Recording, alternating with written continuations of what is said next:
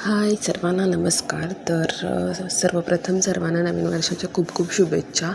आज 1 तारीख होती, नवीन वर्ष होतं, गुरुवार होता, सगळे योग जुळून आले होते. तर म्हटलं चला आज काहीतरी गोडधोड करूया. वर्षाची सुरुवात गोड तर वर्षही गोड जाईल. आणि म्हणून मग मी इथे कढईमध्ये थोडंसं पाणी तापत ठेवलं, ते साईडला काढून घेतलं आणि साजूक तुपामध्ये शिरा आहे तो बनवायला सुरुवात केली. रवा भाजण्यापासून सुरुवात केलेली आहे. रवा भाजून घेतला आहे, तुम्ही बघितलं असाल. आधी तो सफेद होता, नंतर त्याचा लालसर रंग होईपर्यंत आपल्याला भाजायचा आहे, करपून द्यायचं नाही आहे.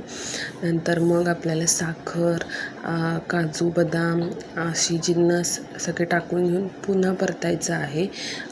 इथे माझ्याकडे 2-3 केळी होती, तर तीसुद्धा मी इथे मस्तपैकी ॲड केली आहेत आणि त्याच्यानंतर थोडं दूध टाकून त्याच्यावरती झाकण ठेवलेलं आहे. इथे मी वेलची पूड विसरले टाकायला, मग मी नंतर टाकून घेतले आणि पुन्हा झाकण ठेवून म्हणजे त्याला थोडंसं शिजून दिलेलं आहे आणि नंतरला तयार आहे आपला मस्तपैकी साजूक तुपातला